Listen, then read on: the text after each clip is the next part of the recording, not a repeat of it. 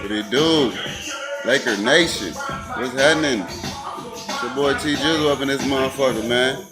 I ain't post one, so I need to post another one because I'm a little pissed off right now. Walton, what the fuck are you doing, bro? Alright.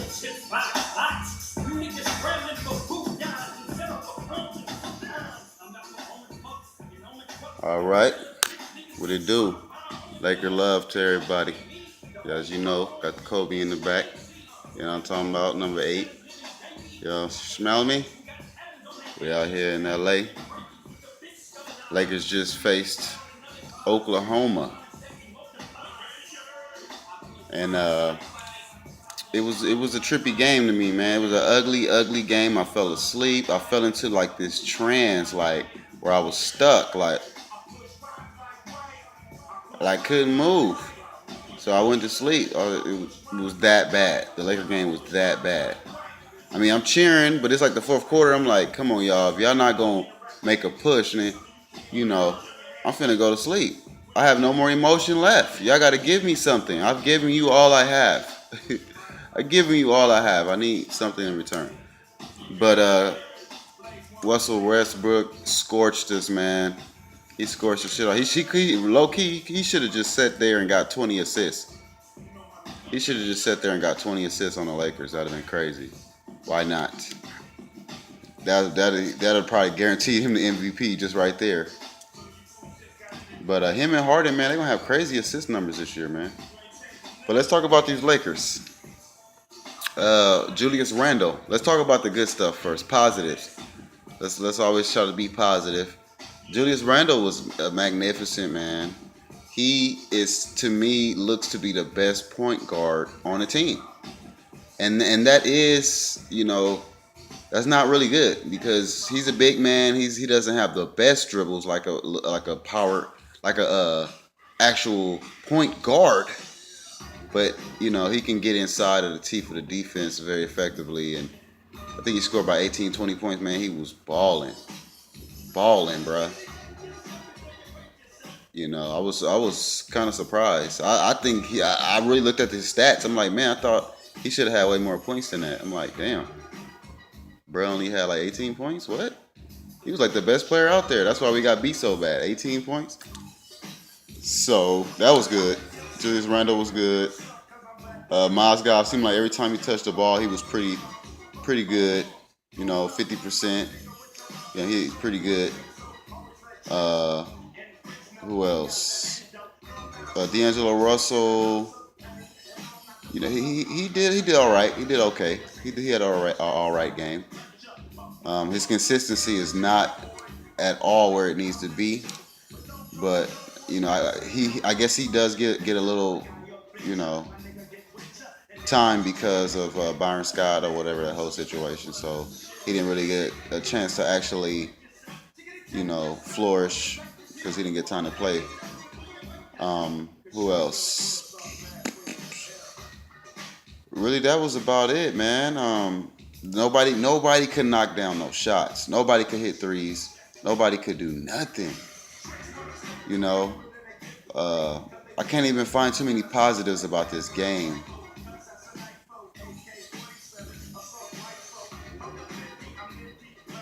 I guess I'll say that the defense wasn't the worst ever.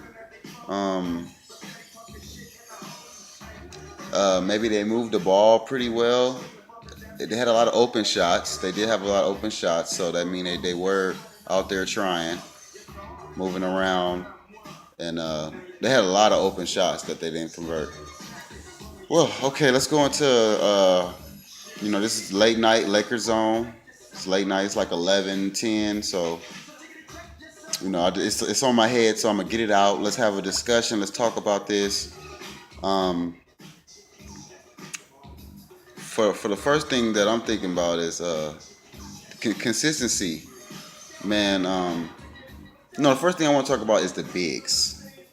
The bigs, man, we are not feeding the bigs.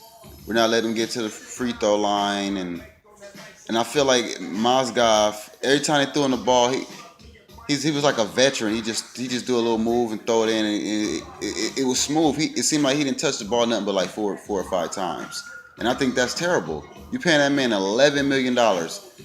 Give him the ball. Let him run the ball up the fucking court. I think he's like the highest paid Laker. Timothy Mozgov. Give him the fucking ball. Luke Walton. Give him the fucking ball. Let him earn his paycheck. If he don't make the shot, shit, fuck it. But shit, feed the big man. Let's see if we can dominate that. Damn. Well, a lot of people ain't got a 7-footer like that. That big, 300 pounds. Why not use him? Okay, that's what pisses me off, Luke Walton. I believe in Luke. I know that he's trying to build D'Angelo Russell to be the point guard of the future, and I see it because D'Angelo Russell. We're gonna go to D'Angelo Russell right now. He's making so many mistakes, and everybody on Twitter, it seems like they're babying him. You know, they say, "Oh, he did good. He got 20 points. He took 20 shots." Wow, what the fuck? He took 20 shots. He should have 40. Oh, he's good. He can score. He can ball. He took 20 shots, bruh. You could have took 10 of those shots and gave it to somebody else. Damn, that shit pisses me off. You know, because like, and it's not that Luke Walton. It's not really Luke Walton's fault because Luke Walton is really trying to, you know, really, to me, expose him for the good or for the bad. Either he's going to be good or he's going to be a bust. And I think Luke Walton is definitely taking that approach. And he probably even talked with the head office, like, let's see if this dude is a bust. Let's play him 30 minutes, 35 minutes. Let's play him damn near the whole game. So, yay. My bad. But also, I believe D'Angelo Russell, like I said, he's taking too many shots. And 20 points is not enough points to say that he's scorching. And he took 20 shots. I think he was 7 of 20. The fuck out of here with the terrible ass percentage. And yeah. And I feel like like I said, we need to feed the big man. And also I would like to see Jordan Clarkson get some consistent minutes. I really think he should be starting because, and this is nothing about D'Angelo Russell, he is turning the ball over way too much. You ain't got nothing to say. Any D'Angelo Russell fan ain't got nothing to say right now. I wish y'all would say something in the comment box about that. He is turning the ball over way too much. And he's so inconsistent. You don't know what you're going to get. You don't know if you're going to get 4 points or you're going to get 20 with 20 shots. Because he hasn't had a good game since he's had in the regular season. Preseason is preseason.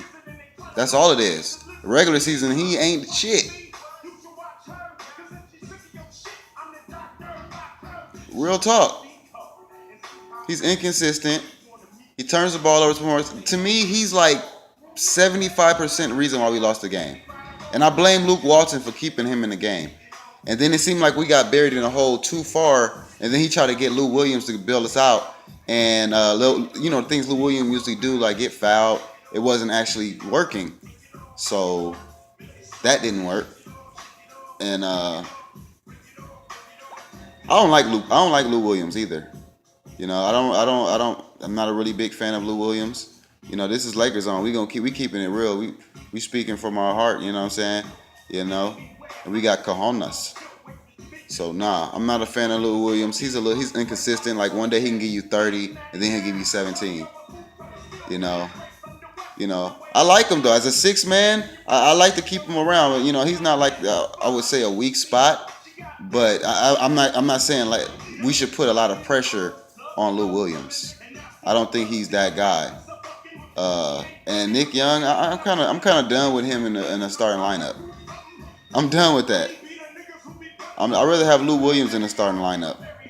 You know, I know that don't make no sense, but I feel like Lou Williams does better than Nick Young in the starting lineup, and I don't think Nick Young is not doing good, and he's getting a lot of fouls.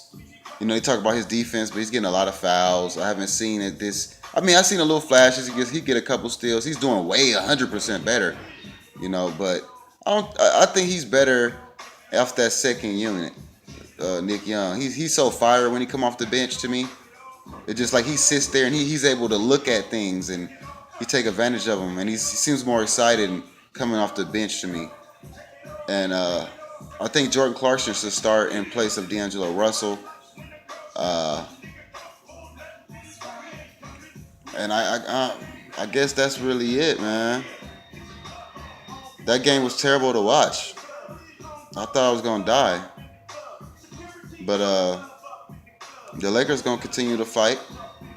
Um, I would like to see some consistent minutes for Ron Artest. You know, if you want to get that defensive type of fire, why don't you start it? Put him in the beginning.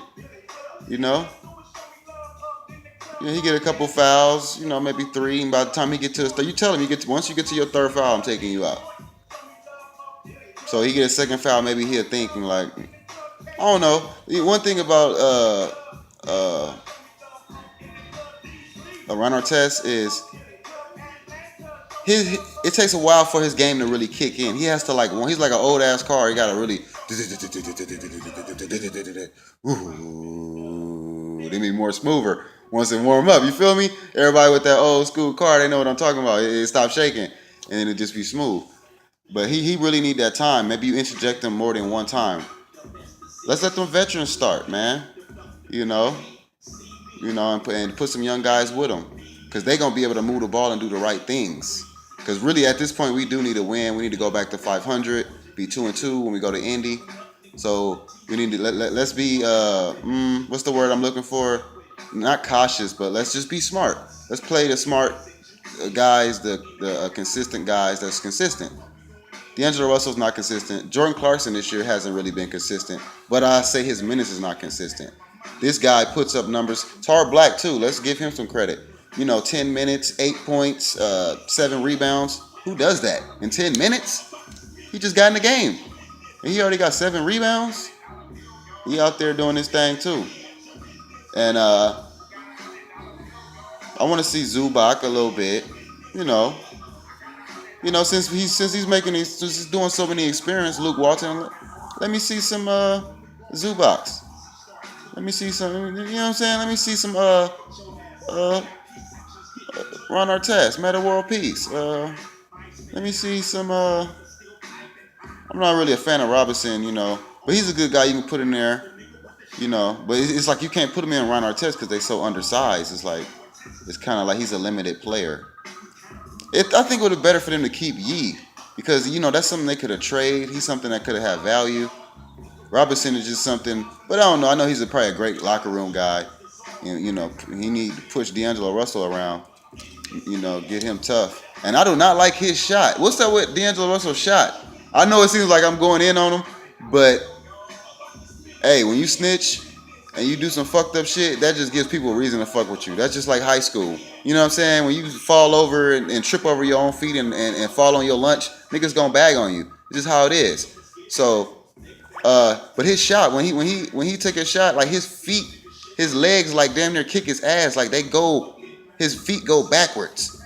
It's weird as fuck. It's the weirdest shot I've ever seen. Check that out when he shoot. Like, he got a weird ass shot. I do not like it. It's funky. Honestly, I want him to ball. Like, I want him, if in the next 3 to 5 games, if he don't like scorch and hit 30 points twice, I want him off my team. I want him off my team. Now, he might develop later on the line or whatever, but man, that motherfucker turned the ball over too much. He bricked too much. 7 out of 20 with 20 points. And he turned the ball over. It's like, damn, all his stats is terrible. His defense sometimes is okay. Like, he can move his feet pretty good and stuff like that. But, he ain't out there ripping the ball he ain't got 4 steals. And he ain't, why are you keeping him on the court? I'd rather put Robinson in that position. He's undersized. He probably can move his feet and guard somebody. That's just my thoughts. LakersZone.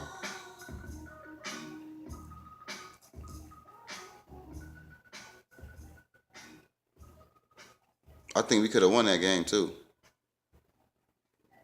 I really do. And I'm gone.